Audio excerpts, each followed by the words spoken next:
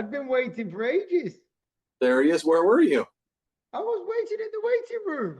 You just didn't like It me. just popped in, just popped up. That's funny. Oh, I'd been there. Technology said we weren't supposed to talk until now.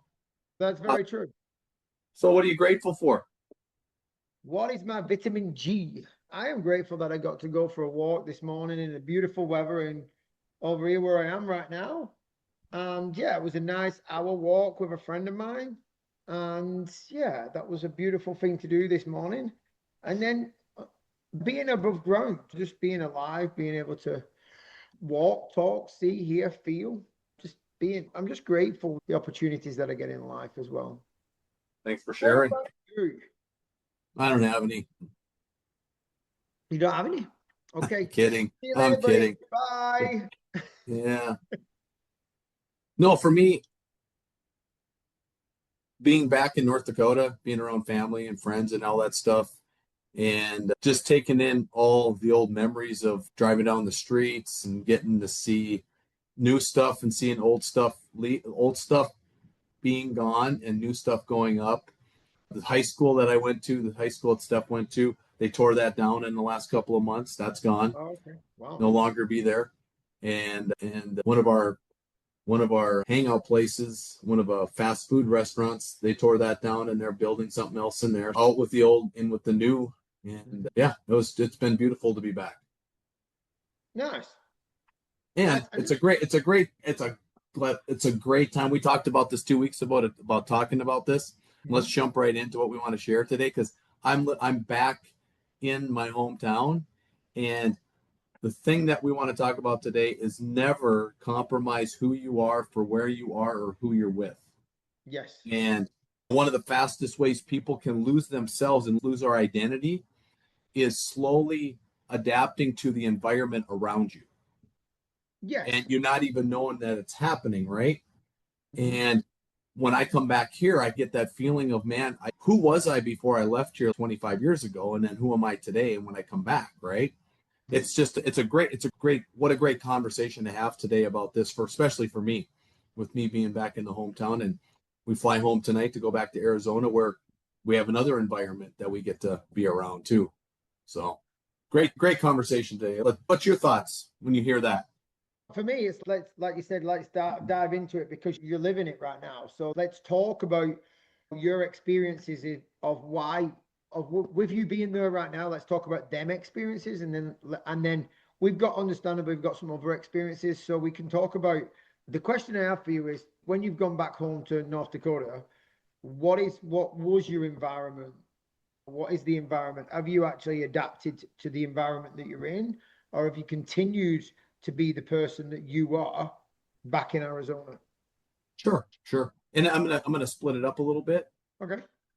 because my intention to come back here Hmm. was one of our nephews is graduating from high school, and I really Yeah. wanted that to be the underlying theme of being here, Yeah. and then also seeing everybody else. I today, side note, I went and see my godmother. She ended up selling her house last year and moved into a retirement community, and she's 96 years old, and I got to go spend Oh, some time with her, that's which awesome. that was one of the things that I wasn't going to compromise and not go see her. Yes. So yeah, when you asked me that question, my intention for coming back here was for our nephew Caden, because this was his time, and so we asked him if he could pick us up from the airport, which we've never asked him before. It was usually typically my mother and father-in-law or my brother or my sister or something like that. Yeah. And so I asked him, and he said absolutely. So he was even there early. He was there way earlier than the plane. Even had taken a picture and letting us know that he was already there, which is cool. But as I was flying down and coming here, I set some intentions for myself. That was the one of Mhm. them. And the other one was my non negotiables. What was I going to keep doing while I'm here? Yeah. And so my morning routine is really Yeah. easy to do. I have 30 plus things to do. And if I do at least five of them, I've won the day. So I more or less pick five of them, and I get Yeah. up and do my breathing exercises. I drink my water. I do my Goscue workouts, exercises. I do my length. I do my Yeah. jumping, and then anything that I add to it. I did a HIIT exercise while I was here. My mother and father-in-law got a bike. I did 1 or 2 days of that. So No. I look at what am I going to bring with me to this. And then one of the things that I'm very flexible about, rigid flexibility, is because I'm pretty on point with my food intake while I'm at home. We got a good environment. We have good routines, all those things. I was able to let that slide a little bit because if my nephew wants to go eat something that I typically wouldn't eat, I'm going to go eat it with him. And so those are the types of things that I was preparing myself for.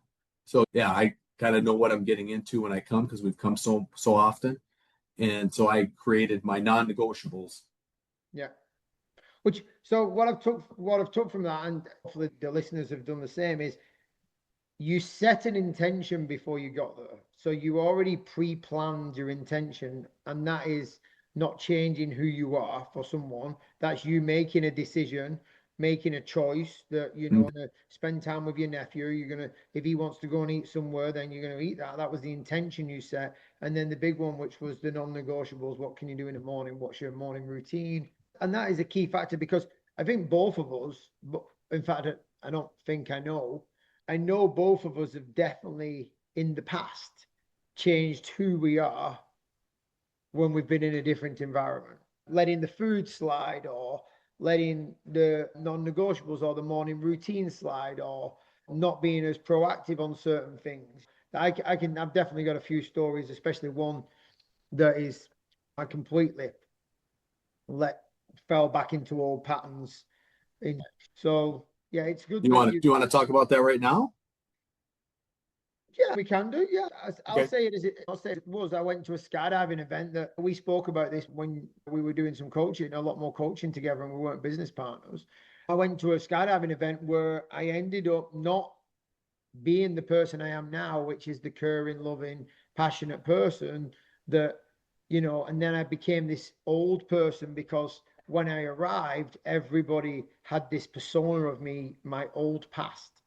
And then I fell back into that old past because of the environment that was there. And then people were saying it. And then I ended up saying things that upset people. And especially a friend of mine that was a very close friend of mine, I ended up upsetting him a lot. And then we ended up falling out quite a bit. And I had to start rebuilding that because he knew that's not who I was. And he knew that's not the person I wanted to become. And that was it was a big eye opener. I remember coming home from that, and I think I definitely spoke to you about it and was like, well, "That's never going to happen again." What a great gift! What a beautiful Mm-hmm. gift that was. And it was just the banter, the whole, and that's a bit of ribbing or whatever you want to call it. I don't know what you call it. I think it's banter, realistically. I just took it too far, and it backfired. And I was like, come away feeling absolutely horrendous, realistic with myself. And when I walked away from it, it was just a beautiful gift. And now when I go into them situations now, I actually say these things to me because I've been in skydiving situations now for after that scenario Mm-hmm. many times. And when I'm going to them, I'm like, okay, that's the old you, that's the past. That's not who you are. This is who you are today. You stand by what you are today. You do the things that you do. And like I've been to numerous amounts of events for skydiving. They're not as involved in the personal development as example going to a Tony event is. And I go there and I take the same as you. I take certain things with me like the trampoline, or I take if I'm in the UK, by the way, if I was going to a UK event, if I'm going abroad, then it's a little bit different. And I take certain things with me like my salt with me. I go and buy some lemons. I've got a travel with blender. All these Mm-hmm. little things that are not my non-negotiables. I now have learned and set the intentions. And I think the word that keeps coming up is intentions and non-negotiables of who we actually are as a human being. That was a Mm-hmm. story that was a great gift. It was a great gift to me, you It know. is. It really is. And you got to look at this now. We can look at different areas of our lives about non-negotiables or never compromise who you are for where you are or who you're with. And you Yeah. can think of business, you can think of relationships, you can think of friends, and where in those areas or other areas that people are thinking about in those areas, where do you show up more authentic and where do you not? So it's like, where have you worked on yourself where you're like, hey, when I go back to see family or I go back to see friends and stuff, I go skydiving, I step into who I am and I just stay who I am. Yeah. And that's not all the time. Sometimes you go back home and then that there's a different set of intentions you have to set. But setting intentions is just pre-framing yourself to say, hey, this is an environment that I'm aware of, that I know, and Yes. these are the things that I am willing to do and willing not to do. Yeah, and I think that's the key factor of it. I think that's the biggest thing. I was just thinking then about when I used to go to Tony events, and I'd be right at the beginning when I first joined Tony events.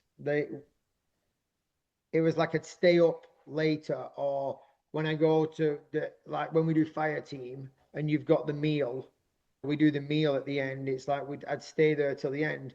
Now, you know me, I'm like, I'll go to the meal, I have the meal, I'm with people, I look at my watch, I'm like, bye bye, like Mm-hmm. I'm out of here. And you've watched me do that so many times now, where I'm like, I'm out of here. Good night. I'm going. That's it. Yeah. And that's a non-negotiable for me. I accept and set intentions that I want to see people. I set intentions that in that evening I'll go for the meal and be around people. And then I'm like, once I'm done, I'm like, I'm out of here. And that's not changing who you are. That's actually being the person that you want to be. And And that's what this whole conversation's about. I mean, exactly. it's like looking at an environment and not letting the environment suck you into stuff that you typically don't want to do. And Yes. that's where And you have to be aware of, you have to be prepared, mm, prepping yourself to yeah. go, hey, these people aren't typically going to change, and you're stepping into their environment. And are you going to let their environment, are you going to start acting like them, or do you want to just act like who you really want to be? Yeah, and it's what I love about the conversation is everybody has the opportunity to fall into that, and also that leads to another kind of people pleasing kind of thing, or sometimes the environment you don't feel like it's going to feel great, and then when you get there, the environment's that great that it wants you to stay there. It wants you to stay there. The environment wants you to stay there, or not even the people, just the environment or the conversation wants you to stay there. And that's a great thing. And we've mentioned this before, that proximity is power. So when I go to certain places, I 100% now, because of the awareness that I've got, I look at who do I actually want to be around? Who do I actually want to talk? And what do I want to do while I'm there as well? Yeah, exactly. You're bringing up a great point, because you hear phrases like who you hang out with is who you become. Yeah. Proximity is power. There's other people will say, show me your friends and I'll show you your future. Yeah. Those types of things. And what it all boils down to is the environment that those people create. And I'm not saying anything's bad. Being here, my sister and brother, they live a 4-minute walk from each other. They both live different lives. My Yeah. brother has kids that are a little bit older, so they're with all the both the boys are in hockey and golf and do other sports, and they hang around that group of people during that season of like hockey, right?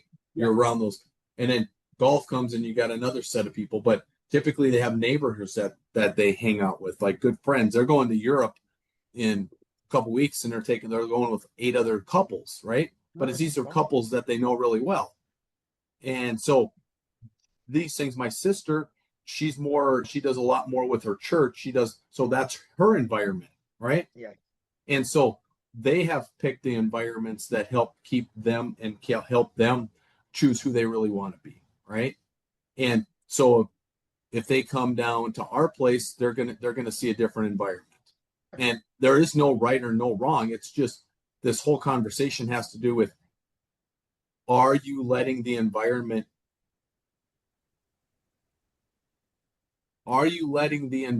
change who you don't want to be? Okay. Yeah. Yeah. When you said that, I really like that. And then the first thing that came to mind when you said it was, are you letting the environment control you?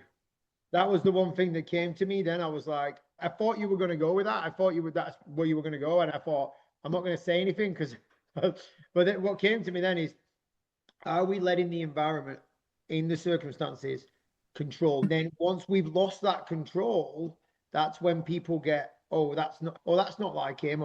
And this is the thing when, when someone says, oh, that's not like him. No, it is. It is. That's not like a, no, it is. It is like her Yeah, because it is, because that's the facts. Those are her. the facts. Those are the facts. Correct, It's because like, it's been done. that's really funny that you say that. Yeah. Yeah. I heard this quote years ago and really had to think about it, to talk about don't compromise who you are for where you are or who you're with. That has to do with the people or where you're at. And I'm gonna say it's where you're at more than the people. Because and let's look at it from a factual point of view, because we love this, right? If we walk into an environment that we know is beneficial to us, me and you, we're going to talk about, because we can only talk about me, and I can only talk for myself anyway. If I walk into an environment, and I believe that this is correct for you, and we know that environment, prime example, we've got a mastermind with two of our amazing guys. When we walk into that environment, we know we can be super, super vulnerable, right? Mm-hmm. We might not be as vulnerable with people like, if I go back to my old friends or the people that are back there, and I start talking about the stuff that we talk about in that mastermind, they would be freaked out. They would be like, Peter, what are you doing? Like, it's that whole, we've got, and I wrote it down here, we've got the choices to make for what the environment that we go into. That's the factual information. So let's go a little deeper with the mastermind group that we're part of. Okay. Okay, cool. I'm going to have you share this. That environment, we created the environment by we created some non-negotiables. What if you're 1 minute late? First of all, if I'm a minute late, I get a lot of shit from a guy called Cody.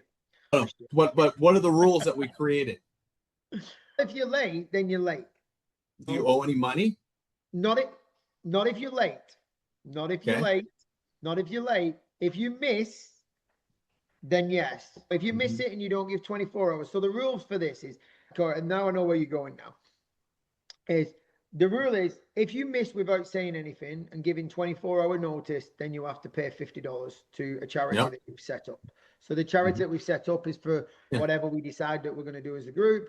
And then if you give 24 hours, that's okay. If you give 6 hours, then it's $50. That's it. If you're late, you're going to get a lot of shit from people in the group. And then if you're really late, say you're 35 minutes late, then yes, 100% you might as well not show up for that call because you're still going to have to pay for $50. Yeah. So what I guess where I'm going with this is nothing to do with the money or anything. We created the environment by having a conversation, and then that's what we have to expect. Yeah. I will tell you that when I know that call's coming up, I get on the call 5 minutes before ahead of time, right? I started the call last week or this week or last week, and you were already in the room ready to go. Yeah, because and also I look at it from, it's a training perspective. It's a training tool. And that's that whole thing about for me, when I go into an environment with the Tony people, or example, wherever I want to learn, let's call it the Edge. There's another one, right? When I go into that environment, I'm like, okay, what can I learn? Who can I utilize? These people are brilliant. What can I give back? And having this conversation with myself when I'm going there, right?